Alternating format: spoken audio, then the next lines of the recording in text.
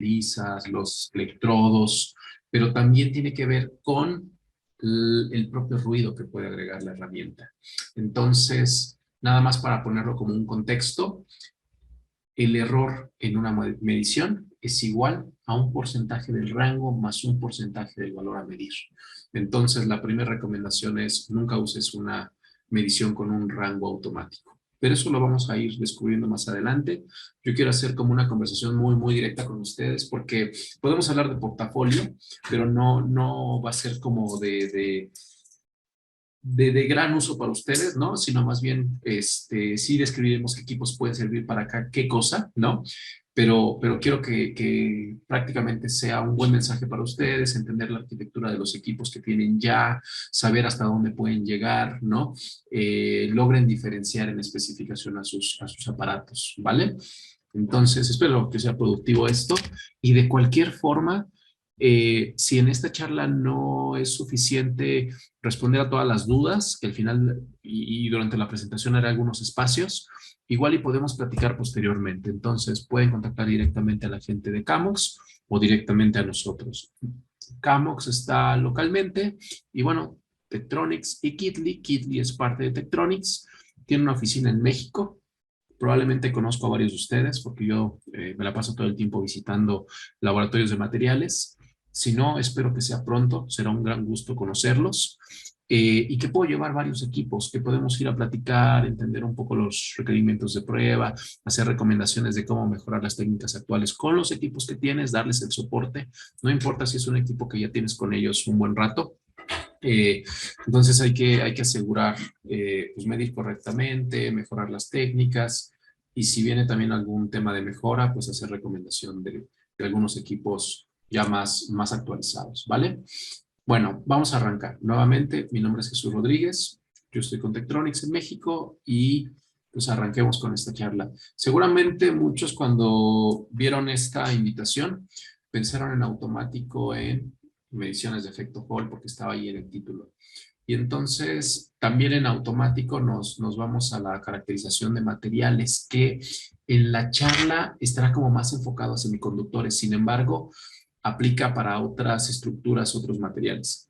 Entonces, eh, pues bueno, vamos a platicar, vamos a entender estas pruebas. Bien.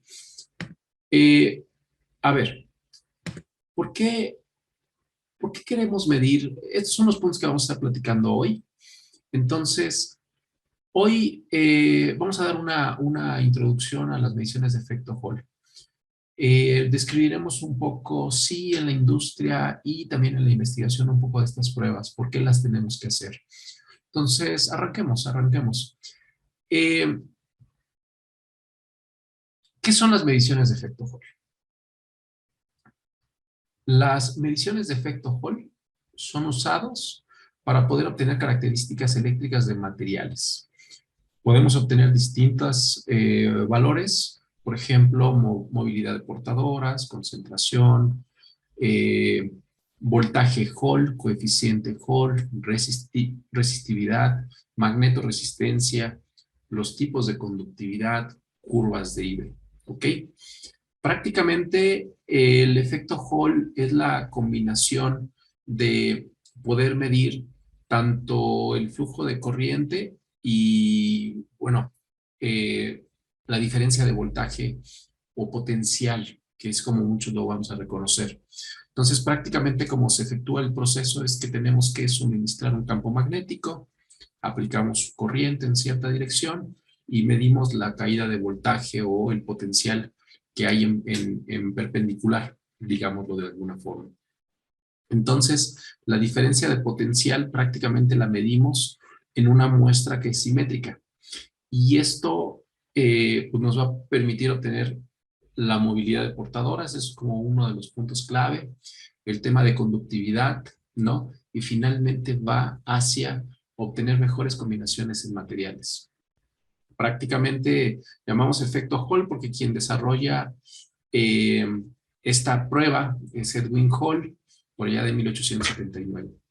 El principio entonces es la fuerza de Lorentz y entonces se suministra corriente, se mide la diferencia de voltaje y bueno, haya aplicado un campo magnético en dos direcciones. Para poder hacer esta prueba hay que hacer una serie de iteraciones. El efecto Hall es usado para poder caracterizar semiconductores. Por ejemplo, podemos entrar en fotoceldas, puede ser en dispositivos también orgánicos, pueden haber varios. Típicamente es una prueba que estaba como muy relacionado con materiales semiconductores y principalmente silicio, pero hoy la búsqueda es nuevas estructuras que nos permitan transportar corriente a mayor velocidad. En prácticamente aplicaciones de última generación nos encontramos mucho con combinaciones como estas, vienen aquí marcadas, ¿no? En la literatura lo vamos a encontrar como silicon carbide, en donde se ocupa prácticamente en electrónica de alta velocidad, que va a estar como vinculado con fuentes de alimentación. Entonces, si simplemente observamos cargadores de alta velocidad, nos vamos a encontrar con este tipo de estructuras. Hoy en día, con la industria automotriz, pues bueno, vamos a estar como muy relacionados con esta combinación de materiales porque buscamos baterías que sean mucho más eficientes, procesos de conversión mucho más ágiles, mucho más rápidos. Cuando digo procesos de conversión, por ejemplo, si pensamos en un cargador de un celular, podemos pensar en una conversión AC-DC. Y entonces, para poder ejecutar estos procesos de cambios o transiciones entre AC y DC, pues necesitamos un switcheo de alta velocidad. Y luego queremos hacer una carga rápida, entonces tenemos que suministrar corriente en alta velocidad. Es ahí donde buscamos combinación de materiales que sean mucho más conductores que, por ejemplo, el silicio. Entonces, es por eso que resurge como este requerimiento de ir nuevamente a hacer mediciones de conductividad, resistividad y particularmente mediciones de efecto Hall. Si analizamos entonces por qué resurge este análisis de efecto Hall, pues bueno, vamos a entender un poco el principio. Prácticamente, tengo unas ganas de estornudar, pero no viene ese estornudo, una disculpa. Bueno, ¿cuál es la idea? ¿No? Fíjate aquí en esta fórmula, ¿no? Y los componentes que tenemos asociados acá. Prácticamente cuando buscamos caracterizar materiales, estos materiales, ahorita revisamos la técnica, pero prácticamente el objetivo es buscar un flujo de corriente que sea mayor. Y entonces tenemos aquí una fórmula con algunos componentes que nosotros podemos variar. ¿Cómo, ¿Cómo caracterizamos esto? Normalmente ponemos una lámina delgada. En esta lámina depositamos distintas capas con distintos materiales, ¿no? Y entonces intentamos hacer la medición de la resistencia del material. La resistencia del material pues está asociada a la resistividad de la muestra, ¿ok? Y entonces de acuerdo al espesor de la muestra, a la longitud del área, ¿no? Y bueno, otros factores como la concentración de las portadoras, movilidad de las portadoras, es como podemos entonces llegar a un resultado que será el mayor flujo de corriente. Entonces, si nosotros observamos esto, estamos como muy acostumbrados a empezar con ley de Ohm, donde corriente será igual al voltaje entre la resistencia. Pero si esto lo asociamos entonces que pues la resistencia de una muestra rectangular pues estará definida basada en qué? En la resistividad multiplicada por la longitud de la muestra, dividida entre la región seccional, el área donde estamos aplicando un voltaje. Entonces, para un material semiconductor que dopamos, donde hay una dominación entonces de movilidad ahí de portadoras, pues ¿qué va a ocurrir, no? Que vamos a tener entonces ahí algunos efectos interesantes. De acuerdo, por ejemplo, la corriente pues va a ser directamente proporcional a la concentración de portadoras, a la movilidad de portadoras, al voltaje aplicado, ¿no? Al área que estamos jugando. Entonces, y será inversamente proporcional a la longitud de la muestra. Entonces, Aquellos que están en azul son los que podremos estar modificando. Será fácil jugar con algunos, porque a lo mejor tú dices, bueno, ¿cómo puedo hacer para que fluya una mayor corriente? ¿Cómo podemos hacer que tengas mayor corriente? Entonces, posiblemente la forma sencilla es aplicar más voltaje. Si aplicas más voltaje, si hay entonces más corriente, pues hay un mayor número de electrones que están jugando, ¿no? Puedes quizá aumentar el área, ¿no? Puedes aumentar la movilidad de las portadoras. El tema es, si tú simplemente haces un aumento de voltaje, estás consumiendo más potencia y entonces estás generando más calor, más energía. La tendencia en los días actuales es asegurar la movilidad de portadoras, prácticamente el flujo de corriente. Entonces queremos baterías que tengan pues más vida. Por tanto, esto va en contra de incrementar el voltaje. Entonces, si queremos, por ejemplo, una batería que tenga más vida, yo quiero más potencia, pero no quiero calentamiento, no quiero aplicar más voltaje, ¿no? Ahí que empezamos entonces a jugar con algunos parámetros que no es nada más poner más voltaje, porque entonces pues no va con la tendencia de lo que estamos buscando, ¿no? Eh, ahí que buscamos entonces la combinación de materiales que sean más adecuados. ¿De acuerdo? Entonces, lo que prácticamente va a ser como más sentido es el objetivo, es la movilidad de electrones, la combinación de materiales que nos permitan movilidad de electrones, pero que no tengamos que estar jugando con otras variables como aplicar voltaje, ¿no? Un voltaje más alto, como hacer una sección mucho más amplia, ¿no? Entonces, en vez de jugar con el voltaje, con el área del componente, ¿no? De la muestra, lo que buscamos simplemente es materiales que tengan la capacidad de movilidad, de tener más movilidad de electrones y entonces, pues mejores conductores. Entonces, hacemos combinación de materiales, cuidamos el área, cuidamos el desplazamiento de electrones, evitamos temas como sobrecalentamiento y demás, jugamos con áreas mucho más pequeñas y entonces ahí encontramos como materiales que van a ser más adecuados. Entonces, cuando nosotros hacemos la caracterización de materiales, para una medición particularmente de movilidad de portadoras, ¿cómo lo hacemos? Lo hacemos con efecto Hall. El siguiente paso pues, va a ser medir resistividad y de ahí calcularemos la movilidad. ¿Cómo se hace esta técnica? Bueno, entonces cuando tú quieres hacer medición de efecto Hall, se, se hace una combinación de materiales. Normalmente se depositan diferentes materiales puede ser un vidrio, por ejemplo, ¿no? Yo hablaré muy a nivel electrónico, sé que hay muchos físicos o químicos que a lo mejor algunos puntos no harán mucho sentido a la conversación porque soy más electrónico, pero bueno, depositamos diferentes materiales y para poder hacer la caracterización del material, ¿qué hacemos? Bueno, se, se trabaja con una muestra que debe ser simétrica. Se aplica un flujo de corriente entre dos terminales y prácticamente en perpendicular, vamos a decirlo así, se mide el potencial o la caída de voltaje. Entonces, ocurre lo siguiente.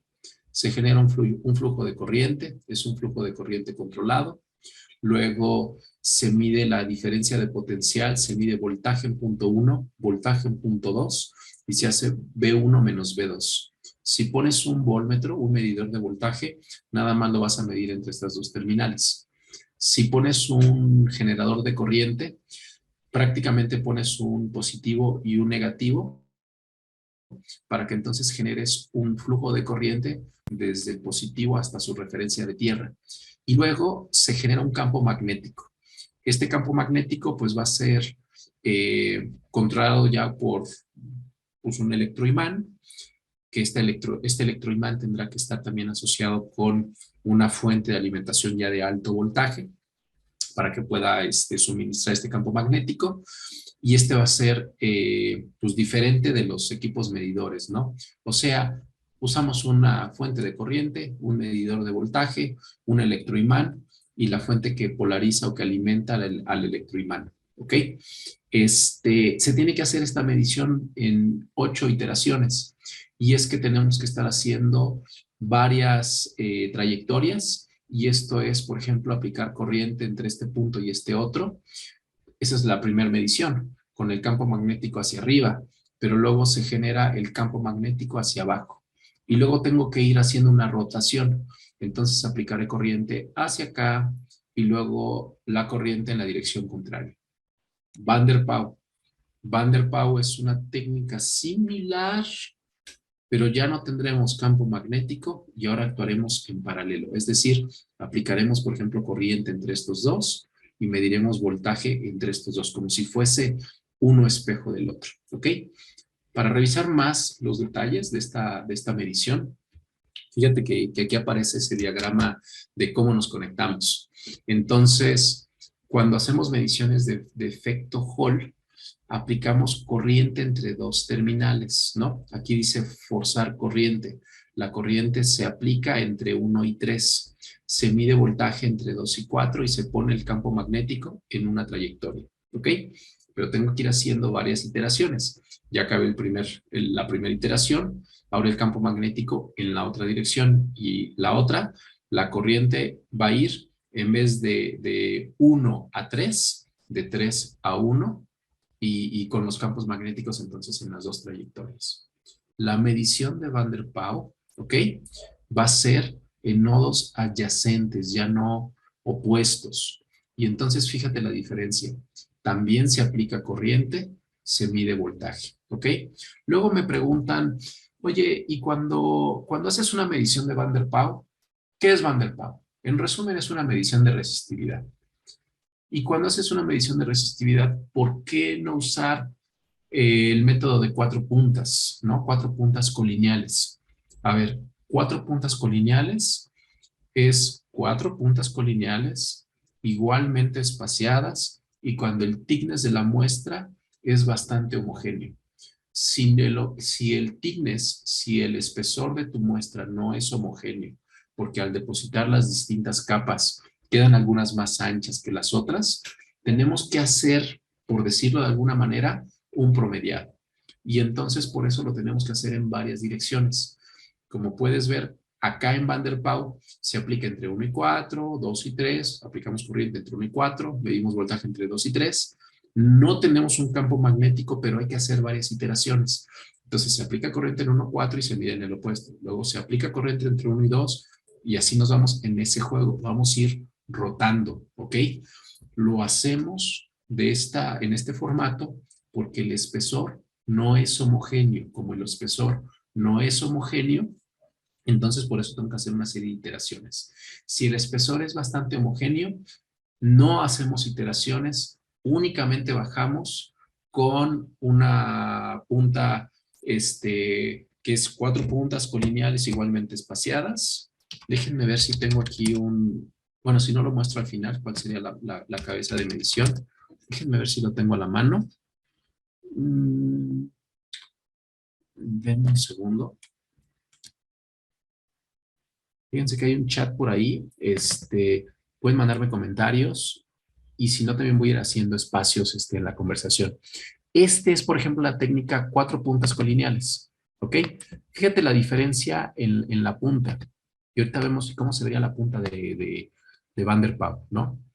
Este es un ejemplo, es un application note, es como un paper desarrollado por Kitley. Es muy bueno porque habla de la prueba, cómo hacerla, qué tipo de accesorios puedes ocupar y bueno, justifica la medición, ¿no? Hablará con más detalle de esta charla rápida que estamos haciendo. Pero fíjate que la punta, la cabeza de medición, baja, hace contacto, pero los tips de contacto con nuestro wafer o con nuestra lámina delgada son igualmente espaciados, son 4. 2 aplican corriente, que son los que están aquí con pintados en rojo, y 2 miden voltaje. En una sola prueba yo obtengo mi resultado, en una sola prueba. Sin embargo, cuando el thickness no es homogéneo, entonces hacemos este método de Van der Pau. ¿Ok? Déjenme ver si A ver, me hacen un comentario acá. Me dice Efraín que no se aprecia la pantalla que se está explicando. Ah, creo que no vieron. Déjenme cambiar aquí lo que estoy compartiendo. Creo que no vieron un application note, ¿cierto? Por ahí si me confirmas, Mariela o Wendy, si pudieron ver el documento en PDF que había intentado presentar. Hola Hola, Jesús. Luz. Sí, gracias. No se alcanzó a ver, únicamente se ve el, el slide que dice How to Ah, Measure. ok. Te agradezco mucho. Vamos a hacer otra vez aquí. Ya lo pueden ver, ¿cierto? Creo que fuiste tú, Raúl, quien me Sí, comentó. correcto, ya se puede ver. Gracias. Este es el método de una punta colineal igualmente espaciada, es una sola punta. Normalmente es un cabezal, ¿no? Es un cabezal que baja y hace ese contacto. Así se ven. Hay algunos usuarios que desarrollan sus propias puntas. El riesgo de hacerlo así es que de repente no haces contacto, tienes un falso contacto. La otra, que puedes tener mediciones incorrectas porque no están igualmente espaciadas, ¿no? Entonces puede ser parte de los errores. Eh, bueno, entonces este documento lo encuentras y muchos más en la página de Kitly. Hay documentos muy, muy interesantes donde justificas toda la prueba. Y entonces fíjate también el diagrama, ¿no? Lo que había mencionado. Se aplica corriente acá entre 1 y 4, se mide voltaje entre 2 y 3. Este propio equipo hace toda la medición. Entonces, la diferencia entre los aparatos es la sensibilidad, porque puedes tener como una combinación ahí de equipos. La diferencia entre ellos es qué tan buenos son para medir corrientes muy pequeñas o voltajes muy pequeños. Esa sería la diferencia entre ellos. Ahorita vemos cómo leerlos. Entonces, continuamos y gracias, Efraín, por ese comentario. De todos modos, estaré intentando leer ahí el chat. Bueno, entonces, normalmente cuando hacemos la caracterización de una muestra, la técnica de efecto Hall, la técnica de Van der Pau pide que tu muestra sea simétrica, que tu thickness sea menor a 0.1 centímetros, ¿ok? Cuando se habla de que la muestra sea simétrica es porque tenemos que hacer varias iteraciones, ¿no? Puede ser circular, puede ser cuadrada, puede ser rectangular o puede tener estas entradas, ¿ok? Está bien. Mientras tengamos una estructura simétrica para poder hacer la rotación, estamos bien, no hay ningún problema. Algunos casos que pueden ser un poquito extraños contra estas simetrías, perdónenme, pues puede ser una medición en un grafeno, que la estructura no es como parece que no es muy simétrica, sí lo es, ¿no? Pero la estructura no es un círculo, ¿no? Entonces, cuando hacemos el contacto con la muestra, también luego me preguntan mucho, ¿cómo hago el contacto? ¿Cómo aseguro el contacto? ¿Qué tipo de conductor o qué tipo de electrodos debes de utilizar? Y es que dependerá de distintas variables, porque si nada más haces una medición al medio ambiente, vamos a decirlo así, el usar un conductor como cobre está bien. No está del todo mal, ¿ok? Porque algunos me dicen, oye, es que tengo que bajar con algunas puntas de oro para mejorar la sensibilidad. Oye, mira, yo quiero usar hilos de platino, o algunos dicen, no, vamos a bajar con tungsteno. Está bien. ¿Cuándo es que tenemos problemas? Cuando de repente por ejemplo, juegas con efectos térmicos, cuando depositas algún gas, cuando varías temperatura, ¿no? Es cuando ya, humedad, ¿no? Es cuando ya tenemos que cambiar el tipo de conductores. A ver, espérame, pero es que el cobre se me va a ir degradando. Ok, realmente la técnica de medición es de 4 puntas. Uno de los sentidos en 4 puntas, también hay muy buenos documentos al respecto. 4 puntas es evitar medir la resistencia de los conductores. Como eliminas el flujo de corriente a través del voltmetro, no vas a tener como una medición de resistencia errática, ¿no? Ahora bien, el otro tema ahí crítico es si vas a jugar con presión, con humedad, con otras cosas, sí, cámbialo. Entonces, lo más adecuado va a ser platino, pero es muy caro. Entonces, de repente ya podemos bajar y hacer contacto con hilos de tungsteno. Mejor aún, de repente también tenemos como problemas en el contacto, ¿no? Como tenemos problemas en el contacto, entonces usamos estos sistemas de micropuntas, ¿quiénes los tienen? Por ejemplo, Signaton o Cascade, que luego cambió de nombre, ¿no? Pero puedes bajar con estos brazos de contacto que te permiten el jugar con el horizontal y vertical o este control XY, ¿no? Z. Y entonces ya tú puedes mover y asegurar contacto. Luego uno de los grandes errores es el contacto. Estás trabajando en una oblea muy pequeña porque a lo mejor vas a ir inclusive a hacer un diodo, una estructura ya más compleja, ¿no? Entonces, si haces mediciones sobre oblea, ya ni siquiera te va a servir que hagas tú las puntas. Vale mucho la pena que ocupes sistemas de micropuntas, ¿no? Va a ser lo más adecuado. Entonces, pues, ¿qué más hay que conocer? El espesor de tu muestra, la temperatura. Normalmente la instrumentación busca que para que tengas como una medición calibrada, tus aparatos son calibrados a 23 grados centígrados. Entonces se recomienda también que estés a los 23. Puede haber fuentes de ruido. Los fuentes de ruido pueden ser hasta las lámparas que tengas alrededor, porque estos efectos fotoeléctricos, ¿no?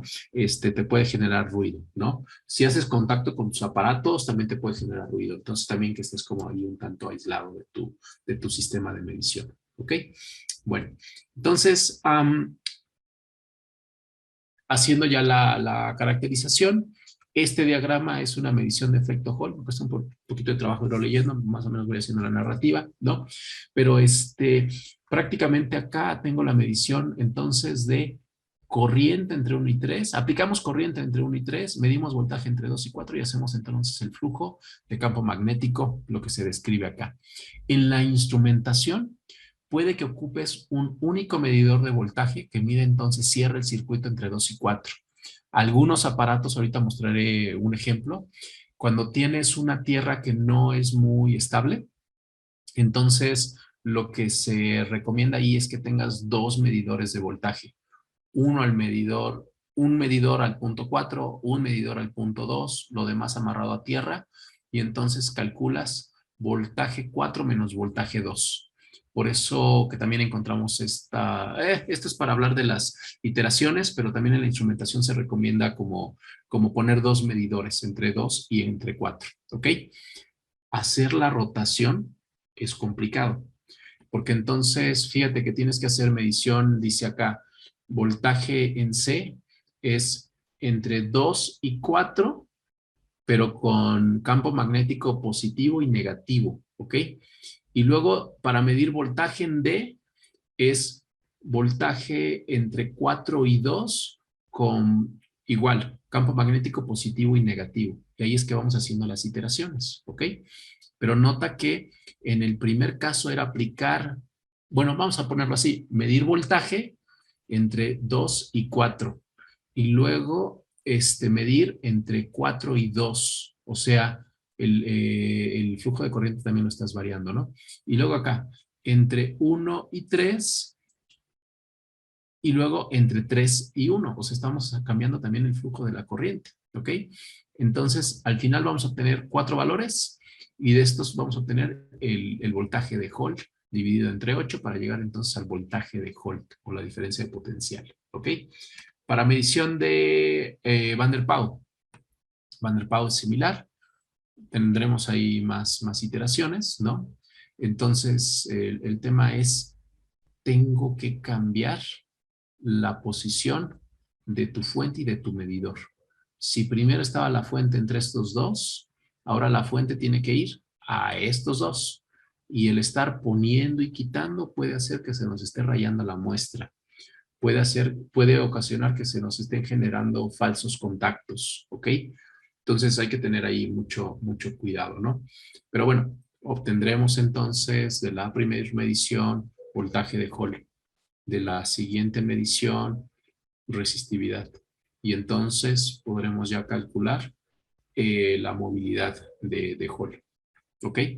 Entonces, cuando seleccionamos los instrumentos, la consulta es qué fuente y qué medidor de voltaje requerimos. Y todo estará en el tipo de material que estés utilizando, ¿no?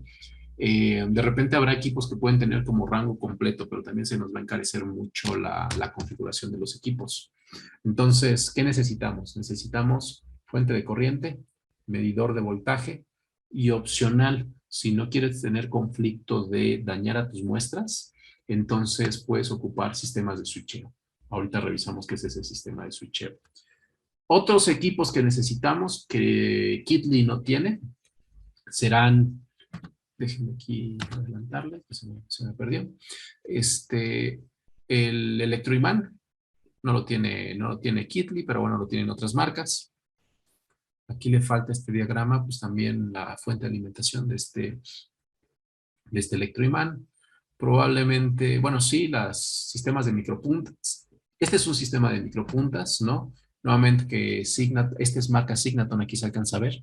Signaton es una punta que baja, hace contacto, tienes aquí ajuste fino, ¿no? Tiene las perillitas para poder bajarlas, asegurar contacto y utilizas el microscopio para pues, poder verificar que están haciendo el contacto, ¿no? La instrumentación también te puede ayudar a hacerlo. La instrumentación te puede hacer un zero check y con eso verificas que estamos bien midiendo, ¿no? Y bueno, de repente habrá algunos grupos que pues vamos a jugar con distintas variables, ¿no? Entonces puede haber aquí un prober chuck, ¿no? O un hornito, ¿no? Para conectar, poner la muestra acá adentro, ¿no? Y ya jugar con distintas cosas. Por ejemplo, aquí están jugando con la temperatura y de acuerdo a las variaciones de temperatura, pues ya hacer la caracterización del material, ¿ok? Posiblemente también vas a ocupar otras cosas como caracterización de IV, mediciones de capacitancia voltaje, otras cosas puedes ocupar otros equipos, ¿no?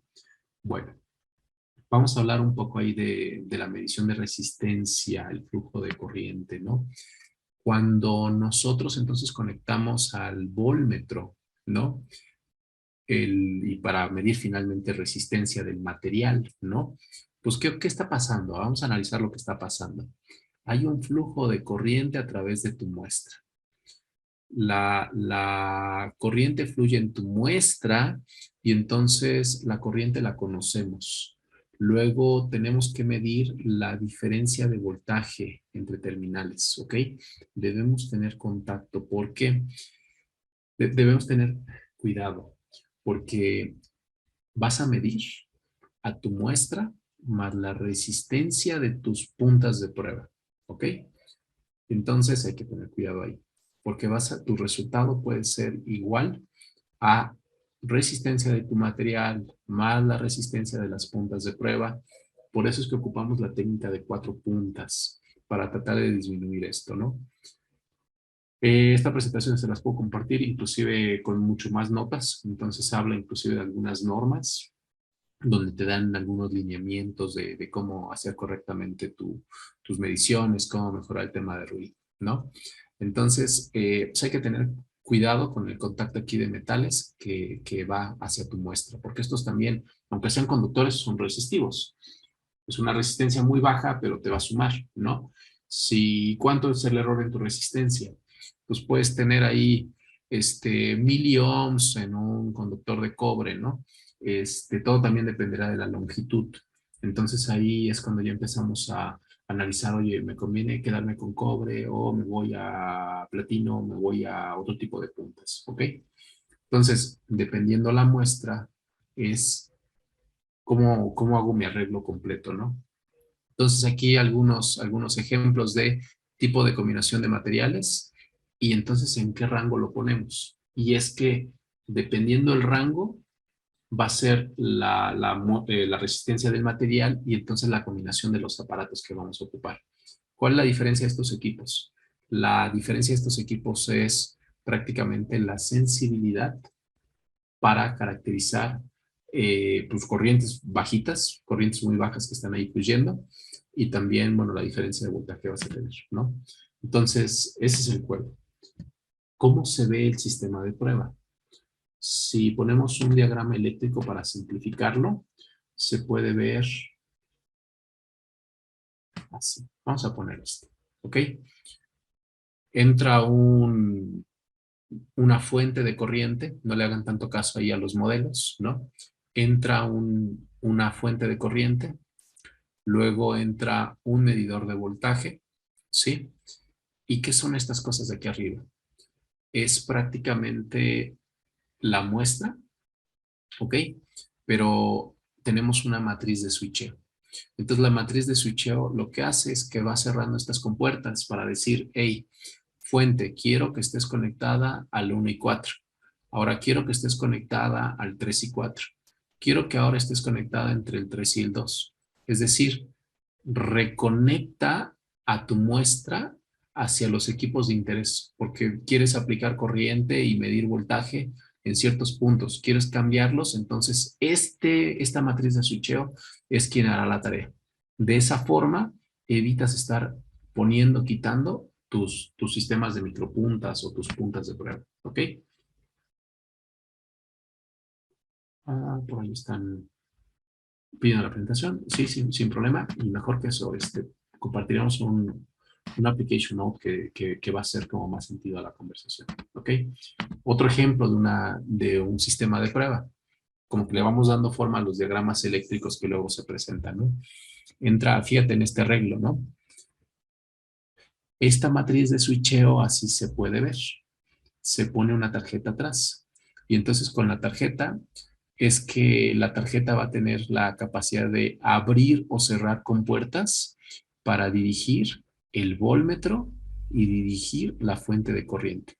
Entonces, la matriz de switcheo tiene adentro como una serie de relevadores que se van a aperturar y cerrar para poder asegurar el contacto donde tú requieres. Y entonces decirle a la fuente, hey, tú suministras entre 1 y 4, tu voltmetro mide entre 1 y 2, ¿no? O ahora estoy midiendo Van der Pau y entonces ahora van al revés, ¿no? Entonces ya no es paralelo o como perpendicular, vamos a llamarlo así, ¿no? Hay algunos equipos que inclusive pueden tener la matriz de switcheo adentro. A lo mejor algunos de ustedes conocen este equipo, el 4200. 4200 prácticamente cada canal se utiliza para que a veces actúe como fuente de corriente o común o medidor de voltaje.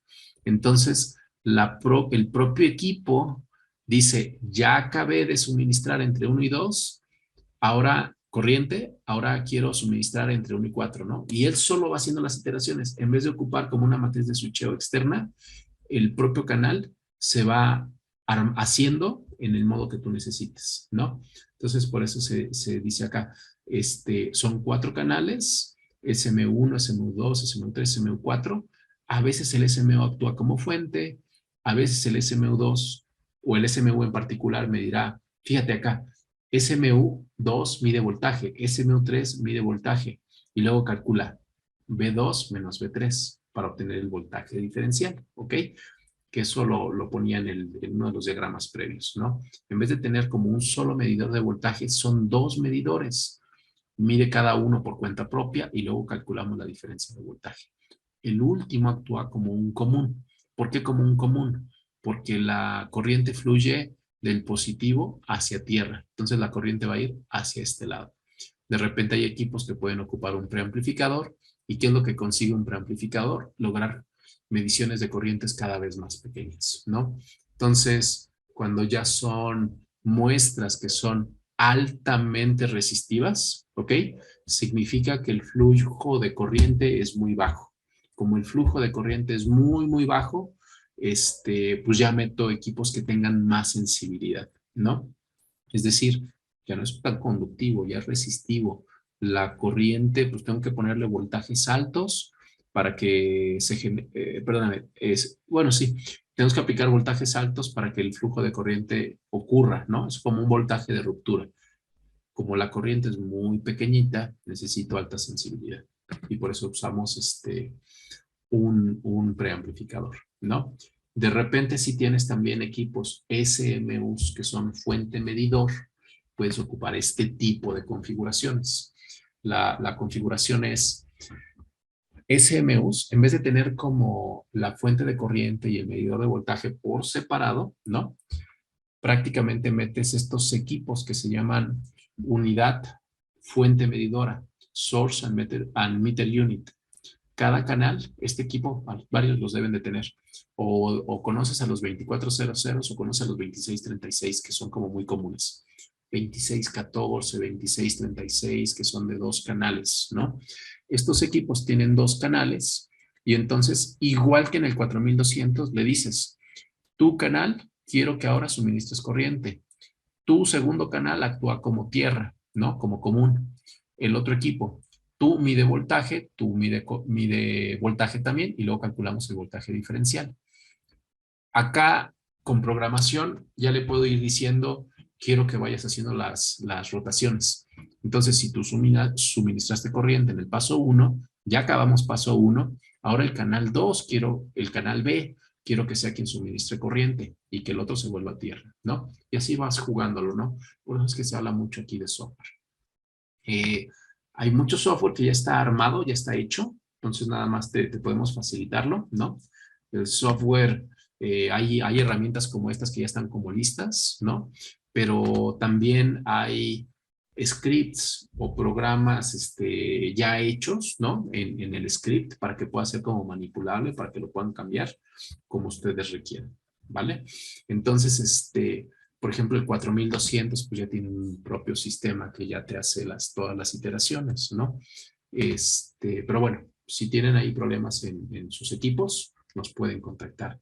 Si de repente quieres llegar a hacer una medición de efecto Hall, Van der Pau, y tienes parte de los equipos, ya estás adelantado. Entonces ya podemos ir haciendo como configuración de equipos, ¿no? Combinación de aparatos para poder llegar a un sistema completo, ¿no? Entonces podemos hacerlo. Ahora bien, vamos a dar un espacio aquí a dudas, porque el tiempo ahí me está ganando. Déjenme ver si hay un comentario acá. No lo hay. A través del chat estaré leyéndolos. Bueno, voy a hacer lo siguiente. Voy a abrir una nota de aplicación de un datasheet de algunos equipos y vale la pena entender cómo es que miden ellos, ¿no? Vale la pena entenderlos. Déjenme hacerlo aquí. 2450, por ejemplo. La siguiente pregunta es, vimos una configuración de varios aparatos, pero entonces varias opciones de equipos, ¿no? Medidores, fuentes medidores, y fuentes de alimentación, ¿no? Pero ¿cómo sé qué tan buenos o malos son para medir? Entonces, aquí me traje la hoja técnica de un 2450. Este equipo es el reemplazo del 2400. Varios tienen el 2400. ¿Qué tiene interesante este equipo? Que tiene más sensibilidad que si en el 2400 tenías conectores tipo banana, ya en la parte de atrás tiene conectores triaxiales. El conector triaxial es línea, guarda y tierra.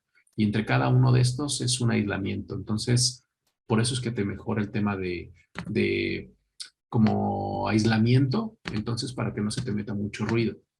Ahí te puede ayudar. Pero a mí lo que me interesa mucho es mostrar esto. Cómo leer las especificaciones. Y entonces, fíjate lo siguiente. Cuando comencé la charla, les dije, todo medidor suma ruido. Sí, lo de afuera nos causa ruido, como el tipo de puntas, el tipo de conductores, el sistema de micropuntas o los electrodos que yo coloque, ¿no? Todo eso te puede sumar ruido, pero el propio medidor te puede sumar ruido, ¿no? Entonces, en este caso, fíjate, te dice, yo tengo una fuente y yo tengo un medidor. Cuando configuro la fuente, tú le puedes decir que aplique una corriente, ¿no? Aquí dice corriente. Tú le puedes decir, quiero que suministres 1 miliamper. ¿Cuánto error te puede dar? El error siempre va a ser igual a un porcentaje del rango más un porcentaje del valor a medir.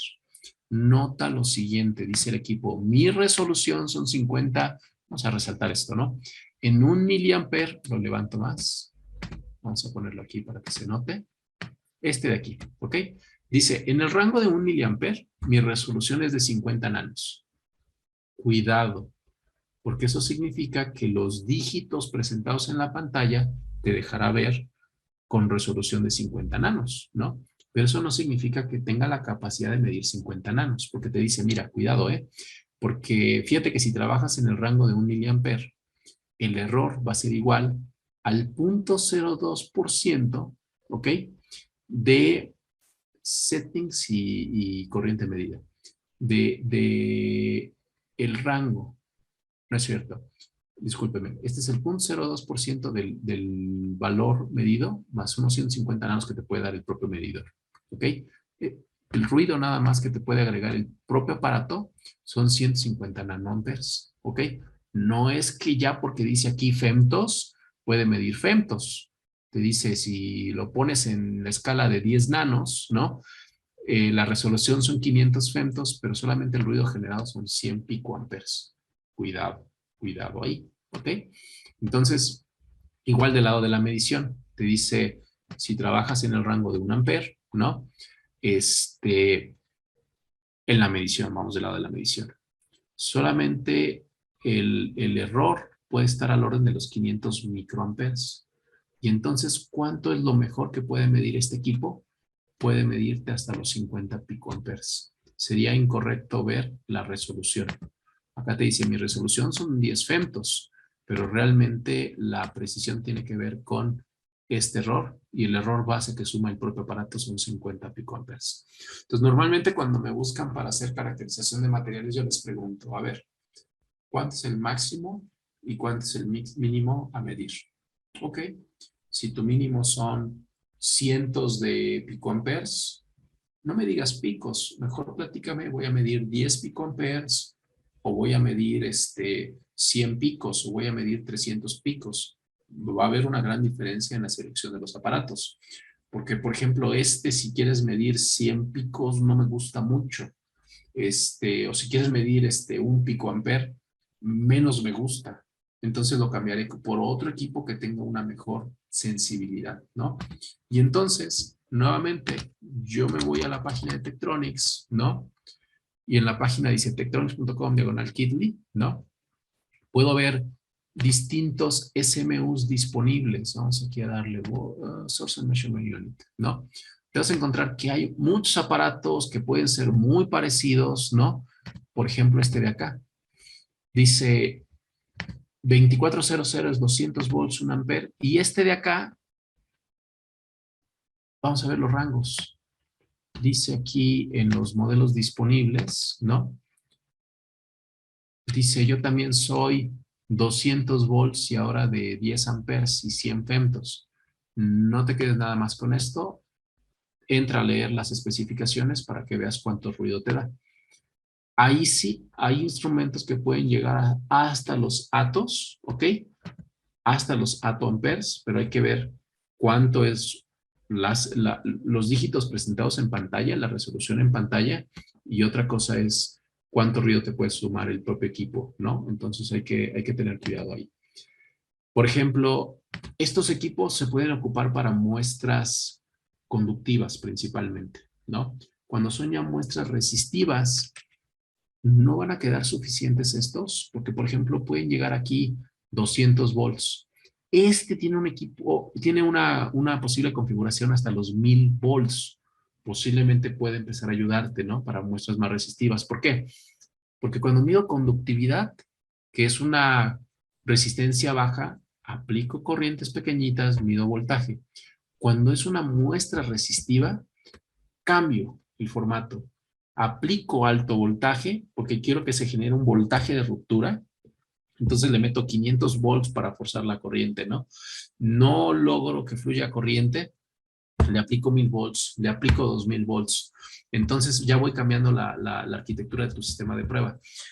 Le aplicamos alto voltaje para que entonces se genere voltaje de ruptura, empiece a fluir electrones, ¿no? Y entonces la corriente que voy a medir es sumamente baja. Cuando ya estoy contando electrones, ya estoy en los atos. Atos es uno que otro electrón que va pasando.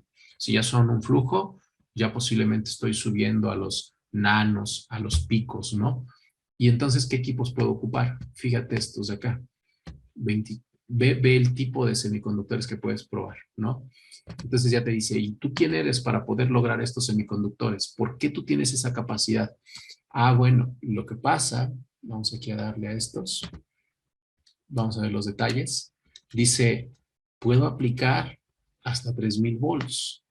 Como puedo aplicar hasta 3000 volts, tengo la capacidad de medir corrientes muy pequeñitas. Vamos a ver esos detalles en el datasheet del mismo producto. Vamos a dejar que abra. Entonces no queda nada más como platicado el equipo, ¿no? Que lo va a lograr. Entonces hay que ver con detalle las especificaciones, nos va a ayudar muchísimo, ¿no?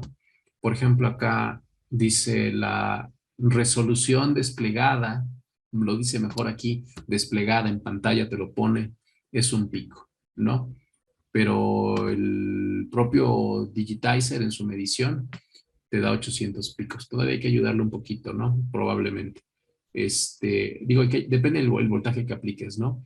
Si 800 picos está bien, estamos perfectos. Y si no, le metemos un preamplificador y ya con el preamplificador lo podemos lograr, ¿no? De repente también cuando ya tengo unas mediciones muy, muy pequeñitas, puedo buscar equipos dedicados. En vez de que tenga un dual, cuando digo un dual es que tiene la fuente y el medidor, puede haber otros instrumentos, por ejemplo, Low Level Sensitivity. Vamos aquí adentro, ¿no? Fuentes de corriente, pero muy precisas, de corrientes muy bajas, ¿no? Nanovolmétros, volmétros que miden también voltajes muy pequeños, todo depende, ¿no? Y entonces una buena combinación para medir resistencias muy pequeñas, al orden de los microohms, ¿no? Donde combinas tanto la fuente como el medidor, ya son sistemas. Sistemas de ultra low resistance, que por ejemplo hacen mediciones modo delta, ¿no? Entonces, nuevamente, hay que cuidar mucho el tipo de muestra. De acuerdo al tipo de muestra es el equipo adecuado, ¿no? No es que todos lo puedan hacer.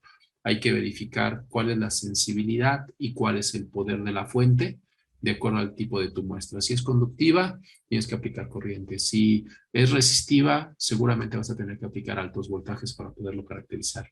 Y en la industria, si me preguntan, bueno, nosotros somos centros de investigación, pero ustedes que son el fabricante, ¿quiénes los contactan para usar estas herramientas? En México hay un mercado también. Hay mucho mercado de industria de semiconductores en nuestro país. Entonces, sí, nos buscan los centros de investigación que están haciendo análisis de nuevos materiales, pero aunque no lo crean, este, pues nos vamos a encontrar, por ejemplo, Infineon, que está en Tijuana, que ellos hacen componentes de alta potencia. En México se hacen pues baterías de distintos tipos, ¿no? Desde baterías para celulares, baterías como las que usamos en casa AAA y otras que también se tienen que caracterizar. Hay también muchas plantas que hacen semiconductores ya no de alta potencia como Infineon, ¿no? Que por ejemplo en Aguascalientes, Tamaulipas, hay varios puntos, ¿no? Entonces ellos para poder hacer la manufactura tienen que ir probando los componentes. La propia industria que hace mucha maquila de electrónicos ocupa estos equipos para hacer la validación de componentes, por ejemplo, que utilizan transistores, diodos y que cambian de marcas, meten a estos equipos para obtener las curvas características de componentes. Y entonces ver si las curvas características del diodo son iguales a las del referido en el diseño, ¿no? Porque quieren cambiar de marca, quieren abaratar costos y entonces quieren ocupar un diodo con mismas características, pero quieren validar que cumple. Entonces las plantas de maquila, las plantas de manufactura, los utilizan, ¿no? ¿Quiénes más? Por ejemplo, quienes hacen switches, apagadores, utilizan también equipo para medición de aislamiento, porque quieres ver que no exista un flujo pues de corriente que genere una ruptura y que de repente brinquen los electrones, ¿no? Que se haga un corto, los llegan a utilizar. Es más, nos han llegado a buscar aquí en México algunas plantas pues de algunos materiales, telas, que quieren que realmente, pues validar que el material sea aislante. Entonces meten equipos como el anterior, que el 2657 que aplica 3000 volts, entonces para ver si se genera una ruptura. Y entonces hay un material que no sea tan aislante como tiene que ser, que tenga una ruptura y bueno, ahí funciona. También hay muchos organismos reguladores y que son quienes también nos llegan a buscar, como algunos que tiene CONACYT, como CIMAP, como CIDETEC, como CIDESI, ¿no? Que nos llegan también a contactar para estas pruebas. CIATEC, se me estaba pasando que también tienen ese tipo de equipos, y sin duda en las universidades, ¿no? Bueno, pues hemos hecho una charla para describir un poco lo que tenemos que cuidar en la instrumentación, hemos descrito un poco Van der Pau y efecto Hall. Ha sido una conversación quizá rápida, como para estar un poco al día de qué son estas mediciones, si se nos había pasado un poco. Si ustedes quieren, podemos también compartir mucho material y les recomiendo que entren nada más a la página de Tektronix. Dentro de la página de Tektronix hay un link que dice soluciones y entonces te vas a encontrar cosas como ciencia de materiales. Y dentro de ciencia de materiales encontrarás muchos application notes de cómo medir, cómo hacer hasta cursos, webinars, materiales de descarga como application notes y bueno, finalmente equipos recomendados, ¿no? Pero hay mucho, mucho material ahí disponible. Entonces yo les recomiendo que naveguen en el sitio, que pueden encontrar como muy, muy buen material. Entonces, agradezco a todos por participar. Quiero cumplir con la hora que está comprometida, ya me estoy pasando. De todos modos, me voy a quedar acá algunos minutos por si tienen alguna consulta y nos pueden contactar, los podemos visitar.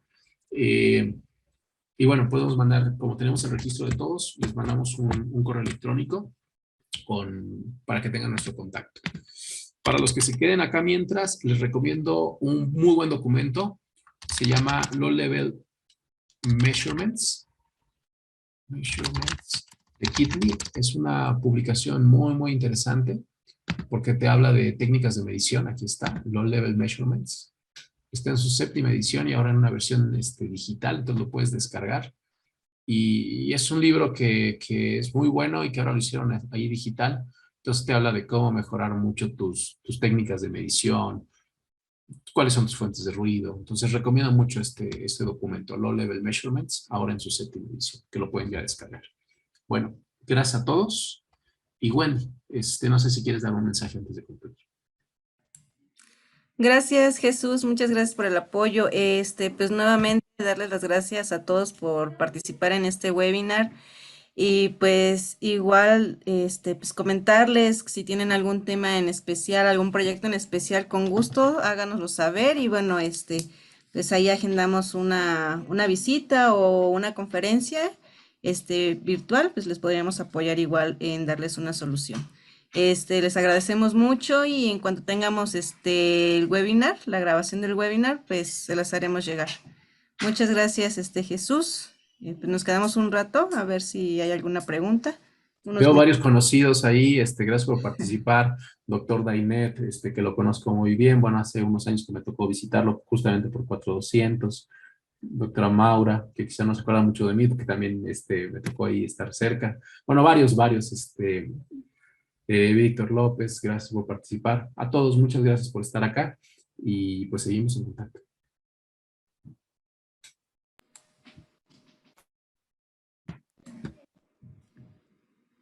Gracias, Jesús. Y gracias, Mariela, también.